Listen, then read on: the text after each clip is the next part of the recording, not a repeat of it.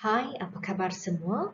Hari ini kita akan masuk topik terakhir dalam bab 14, iaitu 14.4, isu kesihatan sistem otot rangka manusia. Jom kita belajar sama-sama. Kita lihat dulu objektif pembelajaran untuk hari ini. Pada akhir pembelajaran nanti, cikgu harap pelajar dapat memerihalkan isu kesihatan yang berkaitan dengan sistem otot rangka manusia, iaitu osteoporosis, osteomalacia, rickets, arthritis dan skoliosis. Dan yang kedua, dapat mewajarkan amalan untuk menjaga kesihatan sistem otot rangka. Penyakit pertama yang kita akan lihat yang berkaitan dengan sistem otot rangka manusia ialah osteoporosis. Osteo bermaksud tulang dan porosis bermaksud poros atau berongga. Maka penyakit ini dicirikan oleh tulang yang lemah dan mudah patah. Apabila usia seseorang itu meningkat, kadar kehilangan kalsium daripada tulang adalah lebih tinggi berbanding kadar penyerapan kalsium. Sebab itulah tulang kehilangan jisim atau ketumpatan. 3 punca utama yang menyumbang kepada masalah osteoporosis ialah aras hormon estrogen yang rendah, kurang bersenam dan kurang mengambil kalsium, vitamin D dan fosforus. Aras hormon estrogen yang rendah lazimnya dikaitkan dengan wanita yang telah putus haid kerana aras hormon estrogen akan menurun selepas putus haid. Hormon estrogen penting kerana ianya terlibat dalam metabolisme kalsium, iaitu hormon ini membantu badan untuk menyerap kalsium dan mengurangkan kehilangan mineral kalsium daripada tulang. Lihat gambar yang ditunjukkan di sebelah kanan.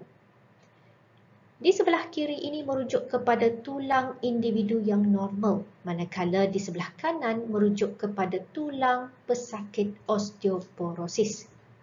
Aras estrogen yang rendah akan menyebabkan ketumpatan tulang berkurangan akibat kehilangan kalsium daripada tulang. Sebab itu, apabila orang tua jatuh, maka mereka mudah mengalami keretakan ataupun patah tulang. Seterusnya kita lihat pula tentang osteomalacia. Sekali lagi, osteo di sini bermaksud tulang. Jadi, osteomalacia merujuk kepada keadaan tulang yang lembut.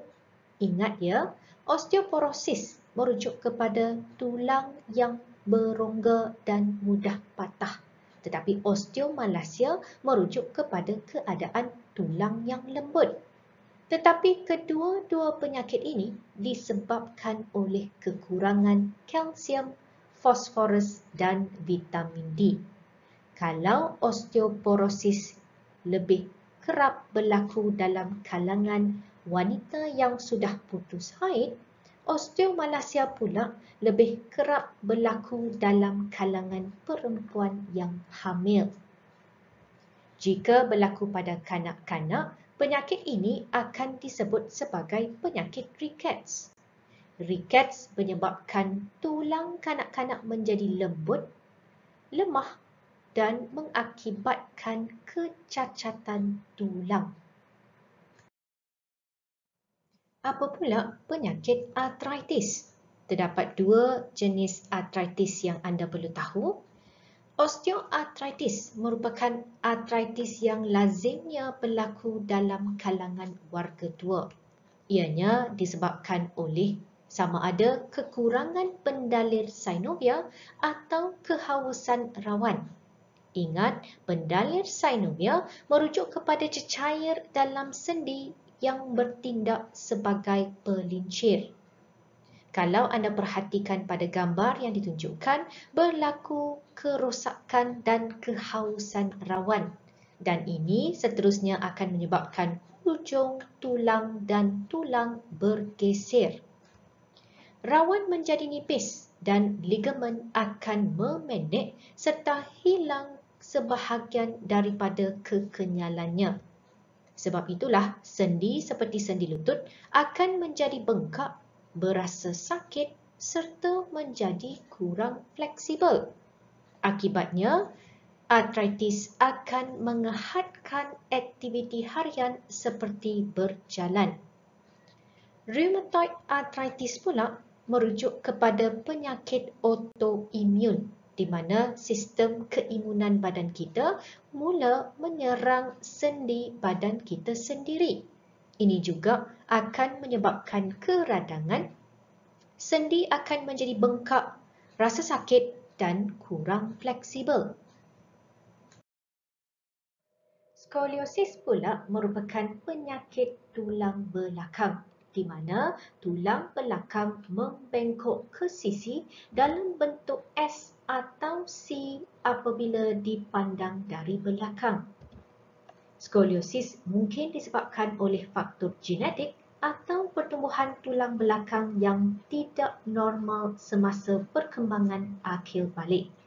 Jika skoliosis ini berada pada tahap awal, maka ianya boleh dirawat dengan menggunakan pendakap badan atau braces.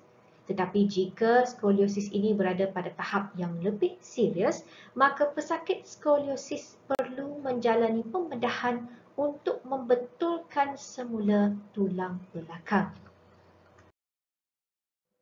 Kita sudah pun belajar tentang isu kesihatan berkaitan dengan sistem otot rangka. Sekarang kita akan lihat pula amalan untuk menjaga kesihatan sistem otot rangka. Kita mulakan dulu dengan postur badan. Postur badan merujuk kepada posisi badan seseorang sama ada ketika duduk, berbaring, berjalan atau berdiri. Apabila kita berdiri atau duduk, kita tidak seharusnya berkeadaan bongkok. Ini adalah kerana apabila kita membongkok, kita secara tidak langsung meletakkan beban yang tinggi pada turus vertebra dan menyebabkan keseluruhan turus vertebra menjadi tidak sejajar. Keadaan ini seterusnya menghalang pengaliran darah dan menekan pada saraf dan organ utama. Jadi pastikan anda sentiasa mengekalkan postur badan yang betul. Yang kedua ialah memakai pakaian yang sesuai. Pakaian mestilah sesuai dan selesa dan tidak terlalu ketat sehingga menyekat aliran darah dan menjejaskan sistem otot rangka. Selain itu, elakkan daripada memakai kasut tumit tinggi. Kasut yang dipakai haruslah bertumit rendah dan berkusyen supaya dapat memberi sokongan dan mengelakkan kecederaan pada turus vertebra. Akhir sekali, pastikan anda sentiasa melakukan senaman dan mengambil gizi seimbang. Senaman dapat menguatkan struktur sendi serta menambah fleksibiliti otot dan ligamen. Senaman juga dapat meningkatkan kekuatan tulang, meningkatkan mendapan mineral tulang pada orang dewasa dan menghalang osteoporosis pada warga tua. Amalkan gizi seimbang, iaitu kita digalakkan untuk mengambil lebih banyak makanan yang kaya dengan kalsium, garam mineral dan juga vitamin C dan D. Vitamin D membantu penyerapan kalsium, manakala vitamin C dapat meningkatkan jisim tulang.